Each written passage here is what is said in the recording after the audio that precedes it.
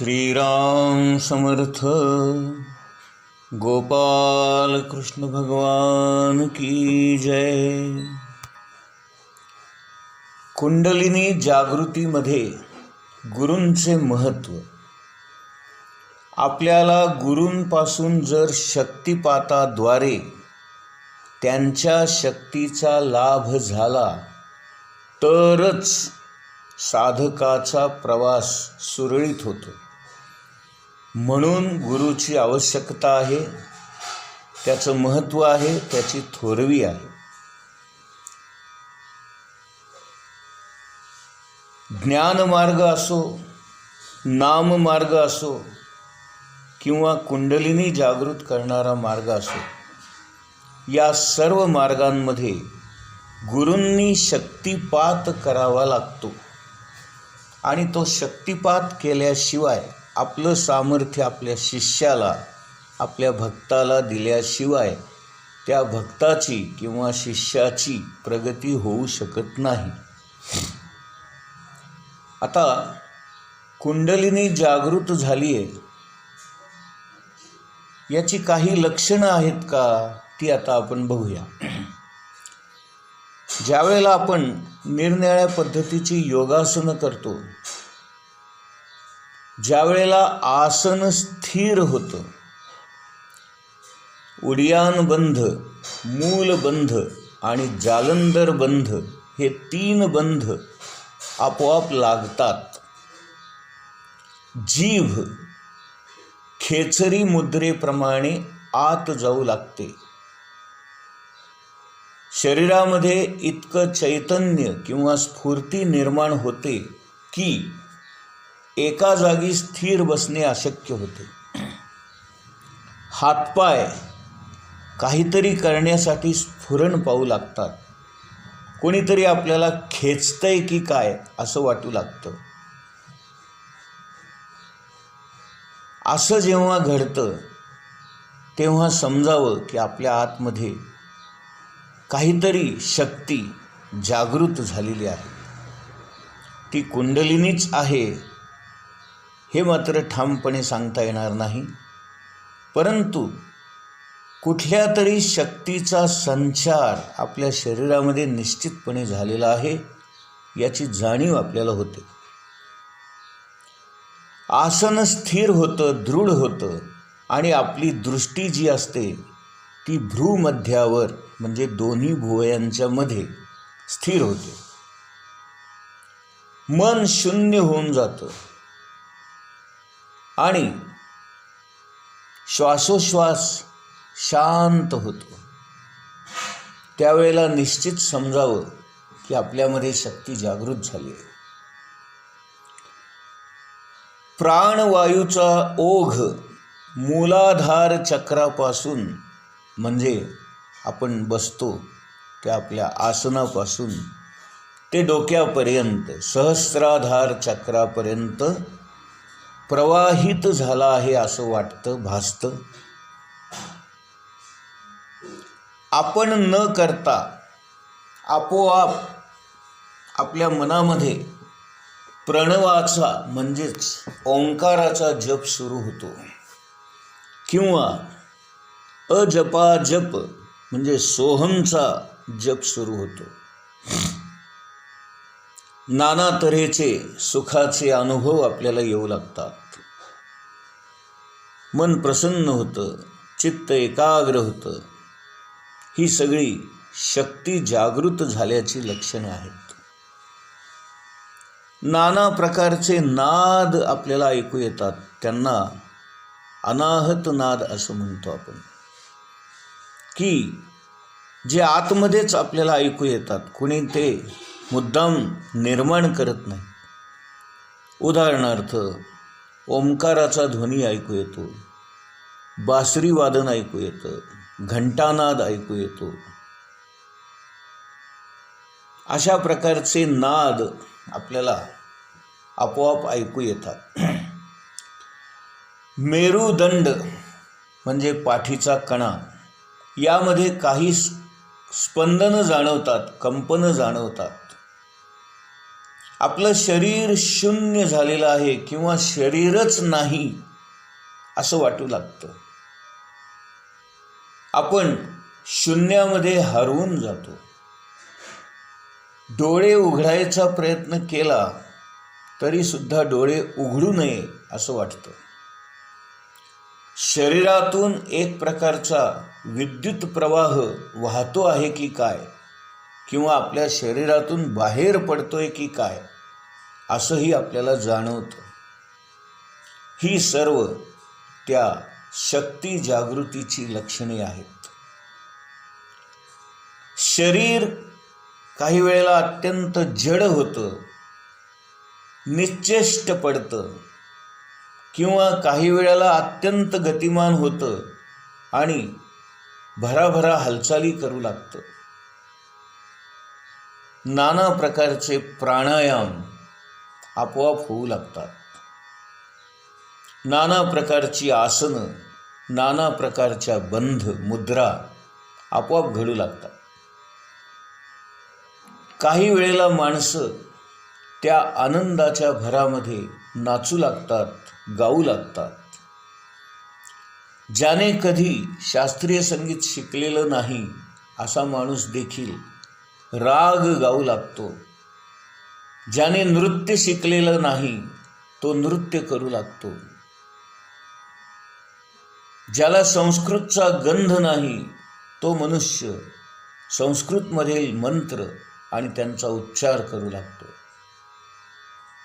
डोळे बंद असताना आपल्याला अनेक देवदेवतांची दर्शने होऊ लागतात. दिव्य असा स्पर्श, दिव्य असा सुवास, दिव्य असा रस आपल्याला जाणवू लागतो.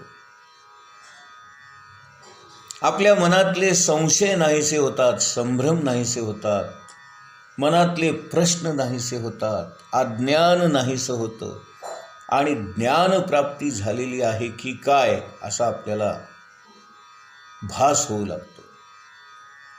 गूढ तत्व असणारं परमेश्वर तत्व हळूहळू आपल्याला कळू लागतं. त्याची उकल होऊ लागते, त्याचे अनुभव येऊ लागतात. या साऱ्या गोष्टींवरून कुंडलिनी जागृत झालेली आहे किंवा आपल्या शरीरामध्ये कोणत्या तरी शक्तीचा संचार झालेला आहे हे आपल्या लक्षात येतं. ही सर्वसामान्य लोकांमध्ये आढळणारी लक्षणं सांगितलेली आहेत. पण याचा अर्थ असा नव्हे की ही सगळीच्या सगळी लक्षणं एकाच माणसामध्ये दिसतात असं कुणीही समजू नये. यातली काही लक्षणं काहींमध्ये दिसू शकतात. काहींना एखादंच लक्षण दिसू लागतं, नाही का, माझा श्वास स्थिर झाला आहे, किंवा मला आसन बसायला जमायला लागलंय,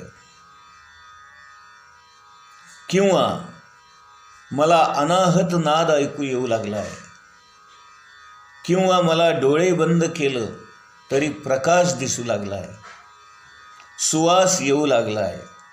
अशा प्रकारचे अनुभव येणं हे सुद्धा त्या शक्तीचा आपल्या शरीरामध्ये प्रवेश झालेला आहे आणि ती जागृत झालेली आहे याच्या खुणाच आहेत.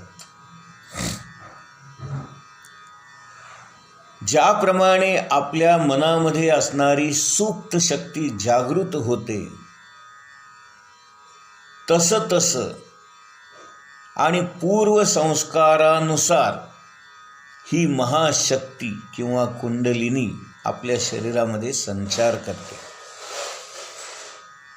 साधकांना येणारे अनुभव त्यांच्या पूर्वसंस्कारांना उद्देशून असतात, नाही का. ज्याच्यावर पूर्वसंस्कार चांगले झाले असतील कदाचित ते मागच्या जन्मीचे सुद्धा असू शकतात. याच जन्मीचे असतील असं काही नाही. मागच्या जन्मी एखाद्या साधकाने साधना केली असेल तर ती साधना या जन्मामध्ये कॅरी फॉरवर्ड होते, म्हणजे पुढे चालू राहते. याचं उत्तम उदाहरण म्हणजे ज्ञानेश्वर महाराजच आहेत. त्यांनी पूर्वीच्या जन्मामध्ये सर्व ग्रंथांचं अध्ययन केलं असलं पाहिजे, पठन केलं असलं पाहिजे, मनन चिंतन केलं असलं पाहिजे आणि ते ज्ञान घेऊनच ज्ञानदेव जन्माला आले असतील आणि म्हणूनच वयाच्या 16व्या वर्षी ते ज्ञानेश्वरी लिहू शकतात.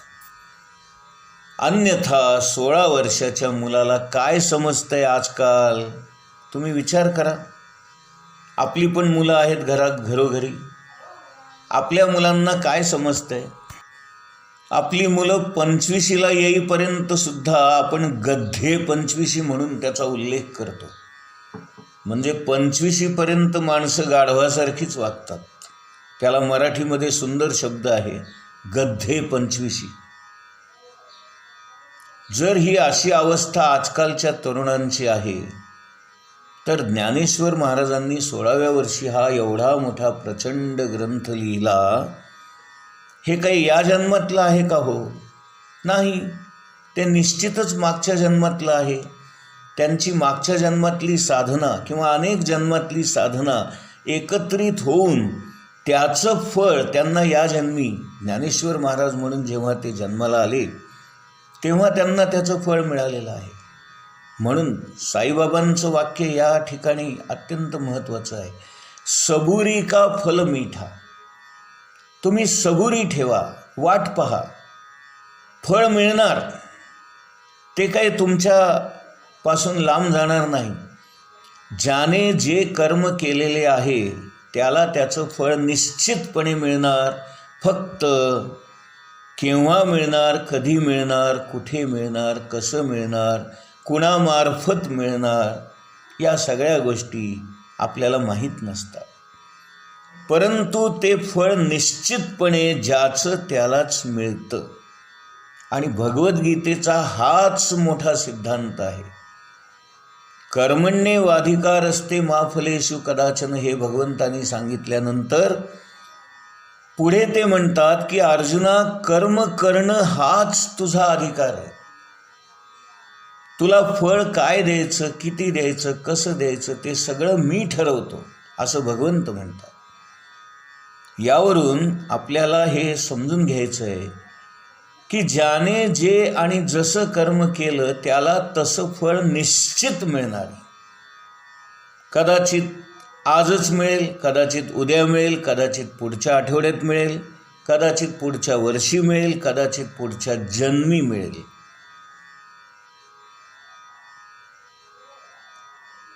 पण मिळणार हे नक्की. आणि हिंदीमध्ये एक फार सुंदर वाक्य आहे, नाही का? गीता तत्व काय आहे?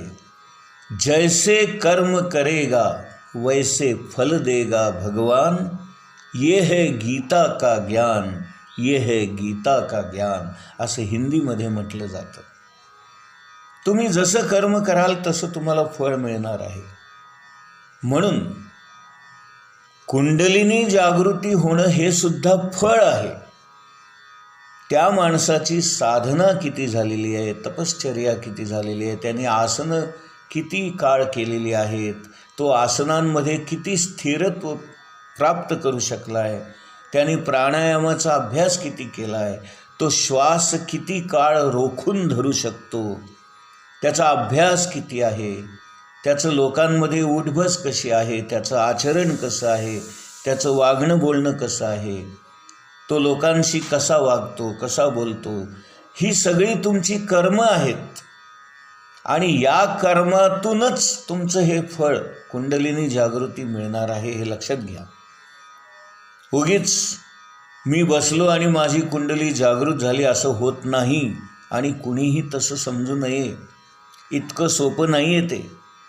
हां, पण अवघडही नाही आहे. जर आपल्या गुरूंनी कृपा केली तर एका क्षणात घडू शकतं. जसं मी काल तुम्हाला सांगितलं, लाईटचं बटन दाबलं रे दाबलं की लाईट लागतो, पंख्याचं बटन दाबलं रे दाबलं की पंखा सुरू होतो. हे जसं आपल्याला डोळ्याला दिसतं तसं गुरुकृपा झाली रे झाली की झणकन आपल्या डोक्यामध्ये एक वीज चमकून जावी तसा प्रकाश चमकतो आणि तो ज्ञानाचा प्रकाश एका क्षणात आपलं अज्ञान नाहीसं करतो. यालाच गुरुकृपा म्हणायचं. ती केव्हा होईल, कधी होईल सांगता येत नाही, नाही का. भगवंताचं दर्शन एक क्षणभरच होतं. ज्यांना आत्मज्ञान झालेलं आहे त्यांना ते ज्ञान एक क्षणभरच झालेलं असतं. म्हणजे कसं, अंधारी रात्र आहे, अमावस्येची रात्र आहे, काळाकुट्ट अंधार पडलेला आहे आणि धोधो पाऊस पडतो आहे आणि त्याच्यामध्ये एक क्षणभर वीज चमकते. हे दृश्य जसं आपण पावसाळ्याच्या काळामध्ये बघतो आणि नेमकी त्याच वेळेला जर आपण डोळे मिटले असतील तर ती वीज दिसणार नाही. हे जसं आहे तसं सद्गुरूंची कृपा केव्हा होईल आणि नेमकं त्याच वेळेला आपण जर इतर गोष्टींमध्ये व्यस्त असलो, संसारामध्ये, प्रपंचामध्ये, विषय वासना विकारांमध्ये आपण अडकलेलो असलो, बरबटलेलो असलो, तर गुरूंची कृपा होऊन गेली हे देखील आपल्याला कळणार नाही. जसं वीज चमकून गेली हे जसं समजत नाही, कारण आपलं अवधान नव्हतं, आपलं लक्ष नव्हतं. म्हणून साधकाने सतत जागृत असणं आवश्यक आहे आणि आपल्या गुरूंपाशी त्याची नजर स्थिरावलेली असली पाहिजे. त्याचे कान आपल्या गुरूच्या शब्दाचे झेलण्यासाठी तयार असले पाहिजे. नाहीतर गुरूंनी काहीतरी सांगितलं, तोच तू आहेस, हे 3 शब्द, तोच तू आहेस असं गुरु म्हणाले, पण आपलं लक्ष नव्हतं, गेली आपली आत्मज्ञानाची संधी. असं होऊ शकतं. आणि म्हणून गुरुकृपा केव्हा होईल, ज्ञान कधी मिळेल, ती वीज केव्हा चमकेल, आपली कुंडलिनी कधी जागृत होईल, या गोष्टी सांगता येत नाहीत, त्या आपल्या हातात नाहीत. गोपाल कृष्ण भगवान की जय.